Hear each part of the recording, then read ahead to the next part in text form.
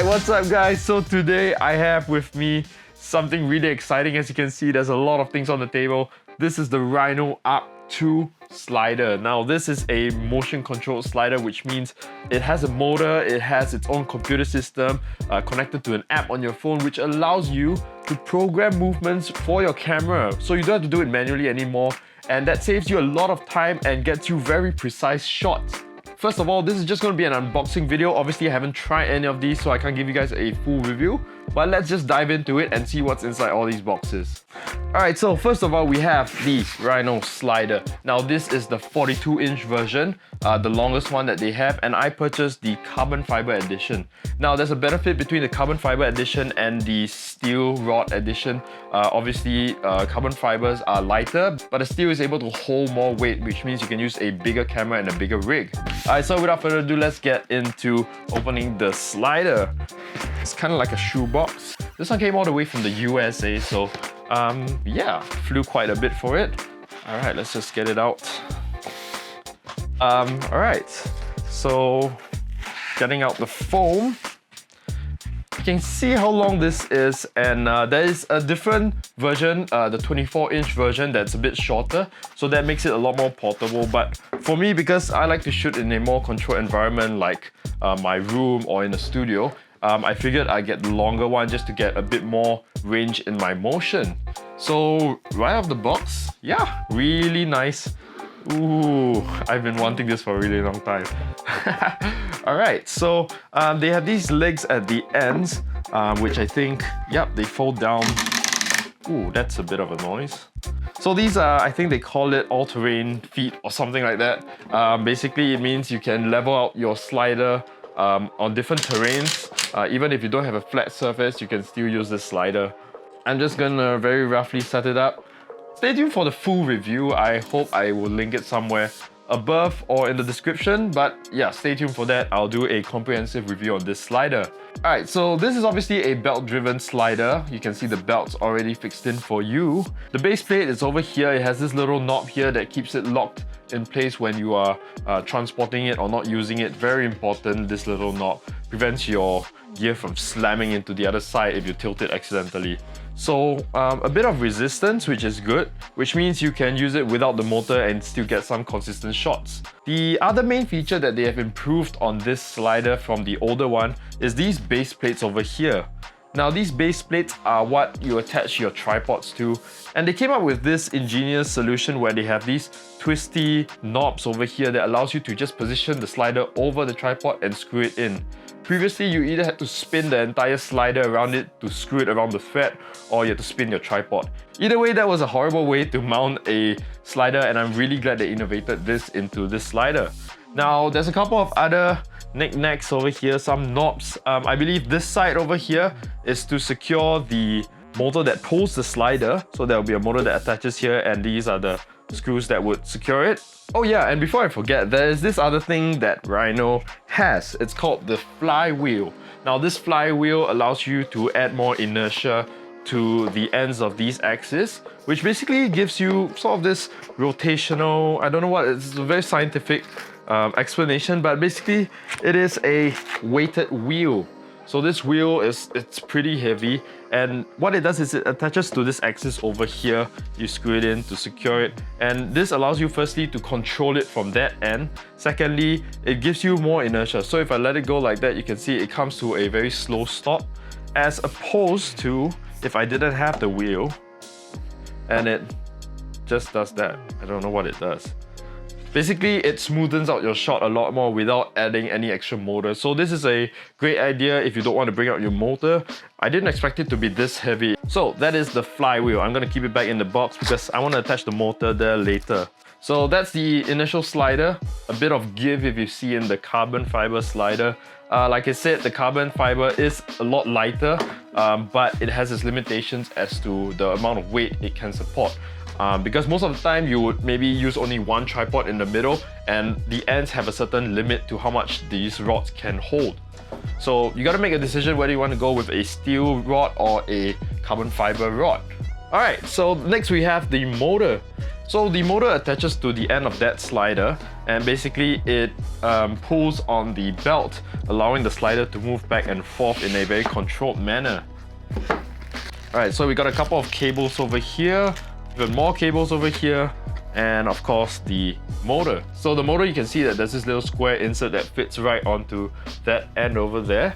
That turns and it moves the whole belt. Alright, so you gotta align the insert with the square, so that's gonna be a bit difficult. Alright, there we go. And like I said earlier, these screws are there to secure this motor there, and there we go, we have it secured, and now it's attached to the motor. I don't want to force it because it's going to be bad for the motor. Alright, so this is the Arc II. Now, the improvement of this is mainly that they've added an extra axis. Before this, the previous version, there was the pan and of course the slide. Now they've added one more axis which allows you to tilt. And that's a great improvement. So now you have the full range of motion a normal pan head or fluid head would give you.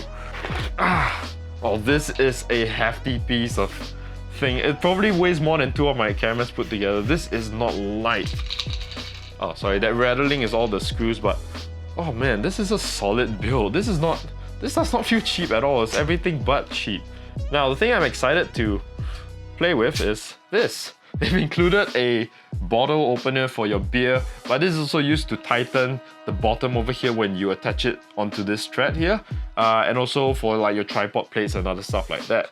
So I'm gonna put that back in. Alright, so inside we also have this. What is this? Oh, it's an AC adapter. They've included also a shutter release cable.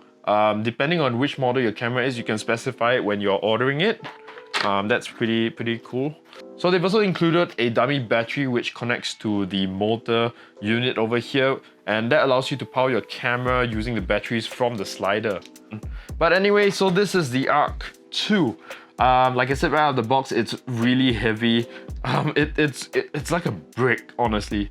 It has a joystick right on the top here, a power button. There's another joystick on your index finger over here.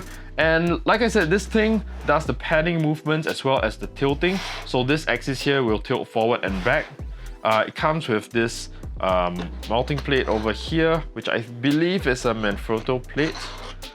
Alright, so that being said, there's also an LCD screen on the top over here, which probably gives you all the shortcuts and things like that. We're going to take a look at this more in depth in the review later on. I need to learn how to use this before I give you guys a comprehensive review. Alright, so next we have this little guy over here. This is the focus motor, and basically this gear attaches to the side of your lens, and as it turns, it adjusts the focus of your camera, and it's programmable. So I think this is really important, especially if you're going to do like product shoots and you want to rec focus very precisely and have it being able to be programmed by the Arc II. Alright, so that's mostly it. One last thing. There is an additional box over here that is included with most of the slider bundles, and that is the carrying case. Now, of course, you're going to bring this out and you're going to need a carrying case like this. Oh my gosh. Alright, so here we have the carrying case. Oh, it's pretty solid. Online it looked like it was a soft case, but I can see now that it's pretty sturdy and pretty hard. Alright, so let's just quickly open this and see how it fits the slider in it. Oh man, this table isn't big enough for all this. Alright, I'm gonna put this all aside for now.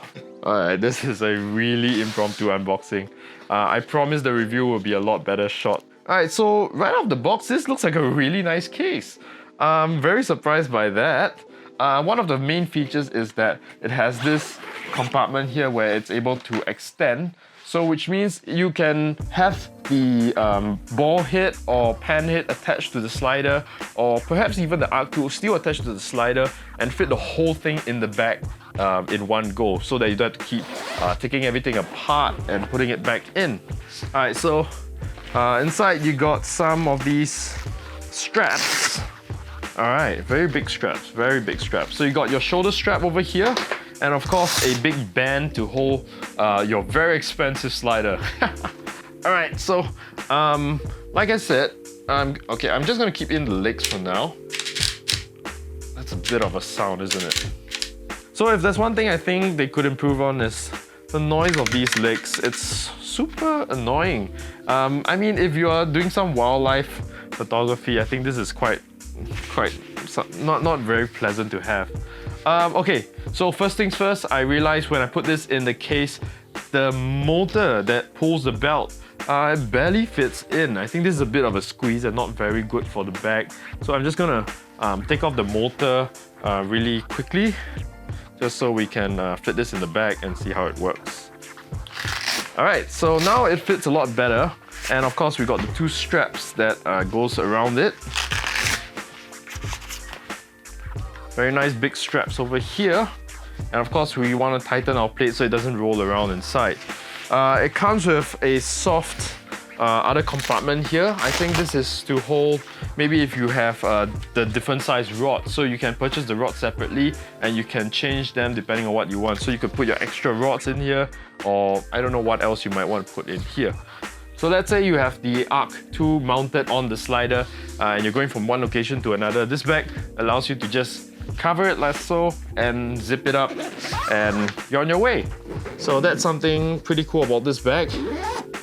Just like that, and I can take it on the go. Now, one thing I would really like to have this motor being able to be transported together with this. I had to take it out just so that it could fit in. Maybe I'm doing it wrong, I don't know. Let me know in the comments if I'm doing it wrong, as I'm sure you guys will. But yeah, maybe I'll find a way to fit this in. But as for this bag, it looks like a pretty sturdy bag. Really happy with it. As for the functionality, it will give me a while to learn how to use this slider. So I'll get back to you guys on that. Alright, so this has been the Rhino Arc II slider unboxing. I hope you guys enjoyed it. Stay tuned for the full review. I'll bring this out, get some shots, and really go through everything and give you guys a whole review on the user experience. So stay tuned for that. So like this video if you liked it, subscribe if you haven't, and I'll see you guys in the next episode.